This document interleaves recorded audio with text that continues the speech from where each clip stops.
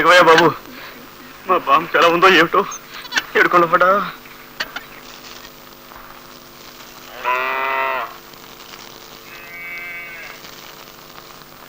బాబాయ్, బామ్మకు బాగాలేదని టెలిగ్రామ్ ఇచ్చావు. ఇప్పుడు ఎలా ఉంది? ఎలా ఉందో ఏమిటో.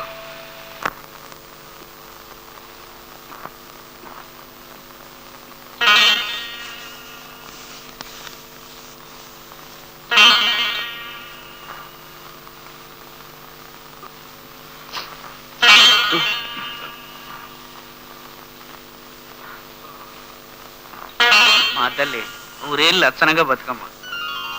నరసింహబాబు గారా దండాలండి. ఒరే నాన్న వచ్చేసావా? రా బాబు రా. ఇదిగో ముసలయ్య, నా మనవడు వచ్చాడు నరసింహం. గుర్తున్నాడా?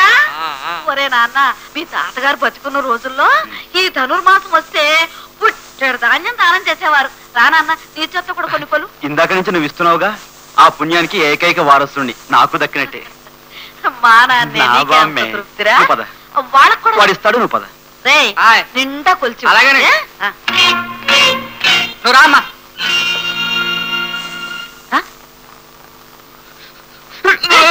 ఏమిట్రా? నీ కొంట్లో బాగాలేదని తెలియరావా? బయటే మత పెట్టి చదవా? ఇంత పద చూసి ఒరే పిచ్చి సన్నాసి. ఒరే, అలా చావుకు పెడితే కాని లంకడానికి దిగదని ఎంత గుర్తులు రాయచ్చుగా.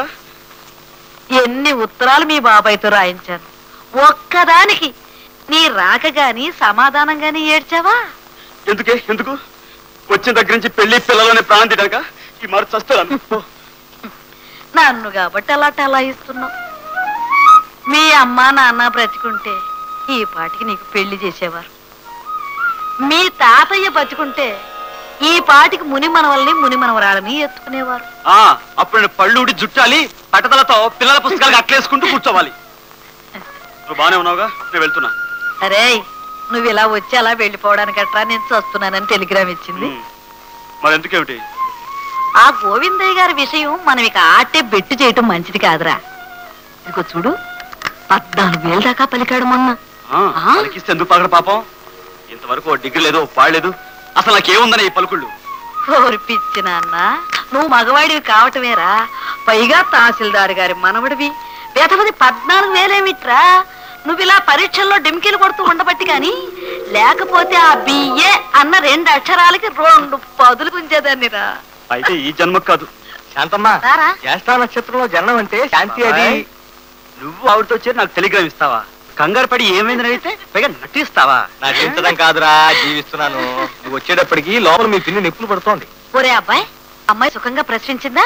మగ పిల్లాడేనా? కాదమ్మా, మళ్ళీ మైనస్. మైనస్ ఏంటి బాబాయ్? అదేరా, ఆడపిల్ల. లక్ష్యంగా ఆడపిల్ల పుడితే ఆనందించక ఇప్పటికి ఆనందిద్దామని 6 సార్లు ఆశపడి 7వ సారి ఏడుస్తున్నాను. ఆడపిల్ల అంటే ఎప్పుడు మైనస్సేరా.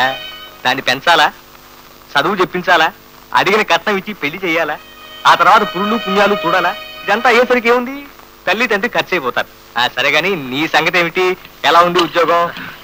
ఉద్యోగం అంటే అదేమిట్రా, ఎప్పుడు అడిగినా అలా నానుస్తూ సమాధానం చెప్తావే? 10 మంది మీ మనవడికి ఏం ఉద్యోగం అని అడుగుతున్నారు. ఆ పేరేమిటో చెప్పబోయితివి. ఇంతకీ ఏం ఉద్యోగం రా? ఏం ఉద్యోగం అంటే అది లక్షల మీద వ్యాపారం. నా చేతి మీద రోజు 10 మందికి అన్నం పెడుతుంటాను, వాళ్ళ యోగక్షేమాలు తెలుసుకుంటూ ఉంటాను. అది నీకన్నీ మీ తాతగారు పోలికలే వచ్చారా నాన్న? ఆయన అంతే తహసీల్దార్గా. ఆయన చేతి మీద ఎంతమందికి ఉద్యోగాలు ఇప్పించారు, లేదంటే ఎంతమందికి అన్నం పెట్టించారు. ఏం బాగున్నారు ఆయన? అవునమ్మా, ఆ రోజులే వేరు. ఎవరు? బుజ్జియా? బుజ్జి బుజ్జి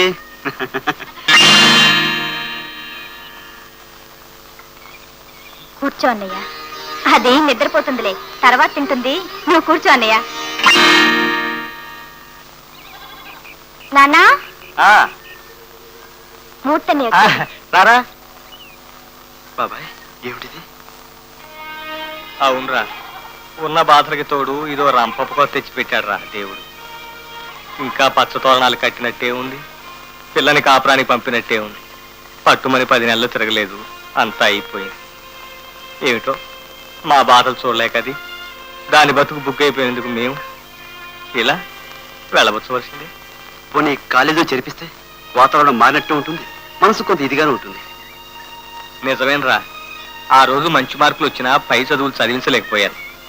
దీని చదువు పెరిగితే ఆ వచ్చేవాడిని ఇంకా పై చదువులు అని తీసుకురావాలని, కట్నం ఇంకా పెరుగుతుందని భయపడ్డాను. అది చదువుతాననే అంటోంది, కానీ ఏమిటి చేయటం? కంపెడు సంసారం, రెండో పిల్ల పెళ్లి చెయ్యాలి, అది జరిగేది కాదు. ఏమ్మా, నీకు కాలేజీలో చేరాలందా? ఉండి మాత్రం ఏం లాభం అన్నయ్య. నీకెవరన్నా తెలిసిన వాళ్ళుంటే చెప్పు, వంట చేసుకునైనా నా బ్రతుకు నేను బ్రతుకుతాను. అవే మాటలమ్మా, నేను కాలేజీలో చేర్పించి నేను చదివిస్తాను.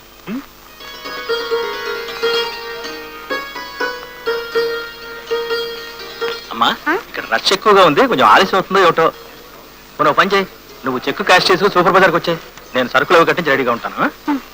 నీ దగ్గర చిల్లర ఉందా నాన్న? ఉంది ఉంది.